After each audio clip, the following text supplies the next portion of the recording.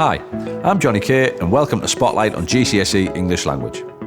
This series of videos will help you to develop your understanding of the key questions in both GCSE English Language exam papers by looking at what the question is asking you to do, what you should include in your answer, common mistakes to avoid, and top tips. In this episode, we'll be covering Paper 2, Question 5, which assesses your writing skills. So, what does this mean? For this question, as a guide, you should spend 5 minutes planning and 40 minutes writing your response. A simple way to remember timings for your exam is to use the number of marks for how long you should spend answering the question. The question will open with a provocative or controversial statement stating an opinion and ask you to reply with your own viewpoint. The statement will very likely be linked to the topic or ideas you've already read about in the texts for question 1 to 4. You'll be asked to respond with the method of response, usually something like a letter, magazine, article, speech, blog, etc. And it's important to think about the features you'll need to include when considering these. The question will also tell you who you're writing to and outline the purpose of your response. Again, it's important to think about your tone and how this would need to be adapted to support your response. Remember, no matter what text you are asked to write in response, you'll include the same features. For example, if you're asked to write a blog or a magazine article, you'll still be expected to include a range of punctuation, structural devices, language features, and lots of detail about your point of view. Let's take a look at what should be included in your answer.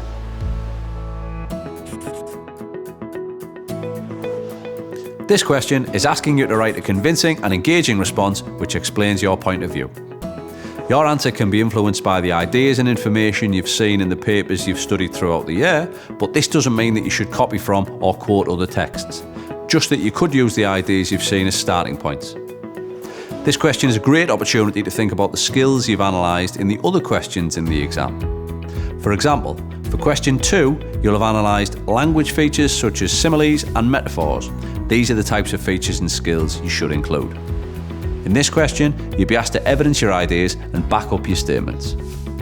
This can take many forms, but is usually seen throughout using facts, figures, statistics, and then a range of persuasive techniques.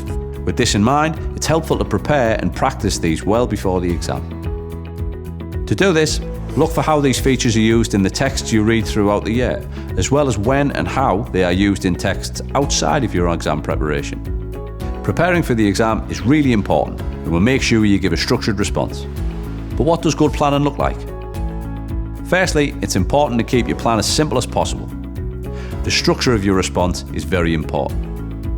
As with all of the other questions in the GCSE English Language exam, there's no set structure, but for planning purposes, you could add notes about the ideas you will include. Outline your viewpoint and the things you'll discuss in your response in your opening paragraph. Think about and possibly list the reasons you'll give to support your idea. Try to give one supportive reason or example per paragraph and think about what you'll include to detail your reason. Jot down examples of language features or vocabulary to use when writing your response.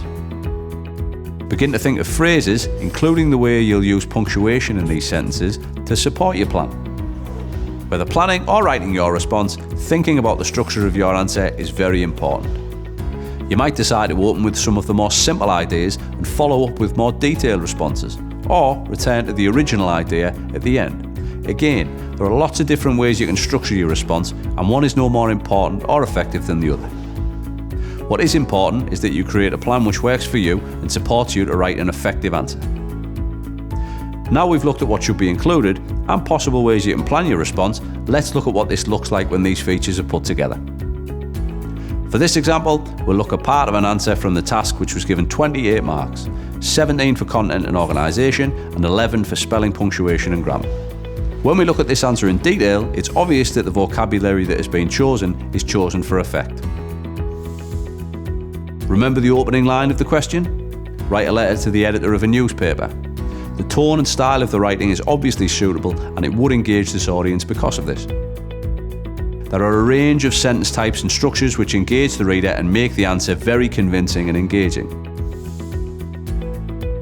There's use of a wide range of punctuation and it's generally accurate and mostly used with success. you can see that the student has clearly thought about the structure they'll use, as well as the vocabulary and the way they use punctuation. The ideas in the response are consistent and clearly communicated, and there are a range of language devices used throughout. The examples and evidence used throughout are also very engaging, and the use of statistics, celebrities, and examples from popular culture all help to create a very realistic response. If you're struggling to get started on this question, think about opening with a rhetorical question. This is an excellent way of drawing the reader in, and a great way of starting, as your next few sentences can be answers to that question. Begin to think about why you have the point of view that you do. What's influenced your point of view? Why do you think what you think? By analysing your own reasoning, you'll start to build up some excellent detail to include in your response. Include a counter-argument so you're able to give both sides of the discussion or argument. By using vocabulary such as however or on the other hand, you can introduce an opposing view and give a more rounded response. Use the vocabulary you're given. The vocabulary in this question, in this example, extraordinary, courage, determination, famous, is there for you to use, so use it. Now that you know what to include in an answer and what this looks like, how can you make sure you give the best possible answer? The clearer you can get across your ideas, for example by using a range of punctuation, structural features and sophisticated vocabulary, the more marks you will be awarded. Use linking words or phrases such as firstly, next, therefore, however, in the past or consequently. Also make sure that you not only use a range of sentence types, but you experiment with sentence lengths. Remember, a piece of writing with entirely short sentences is less likely to be engaging.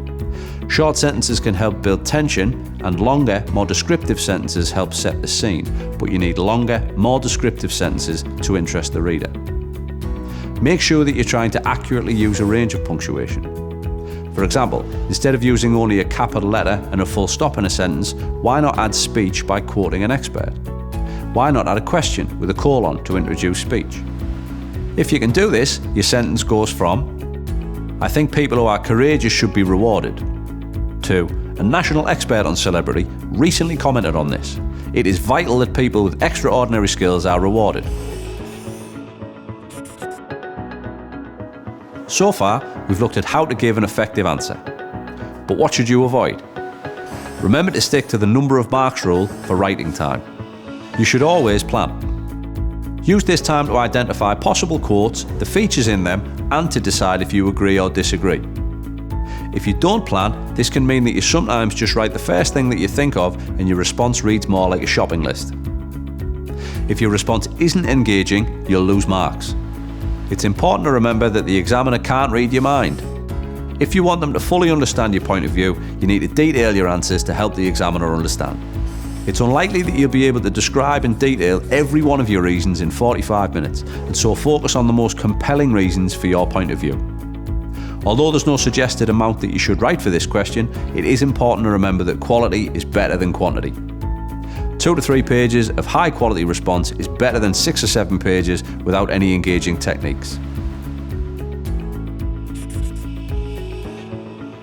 For paper 2, question 5, remember these top tips. Planning is essential, and you should spend 5 minutes developing your plan. Use some of the ideas, themes and topics in the text for section A to give you inspiration. Prepare ahead of time by developing features that you can easily use in your response when in the exam. Add a visual list of punctuation at the top of each page and tick them off as you use them. Open with a rhetorical question, which you then go on to answer. Sometimes starting your answer can be the most challenging part, and this is a great way to begin. As well as your typical revision, a great way to prepare for this question is to read as widely as possible. Think about what opinion you would have about certain topics that you might be asked to write about. Check out the other videos in this series for Paper 1, Question 4, Paper 1, Question 5 and Paper 2, Question 4.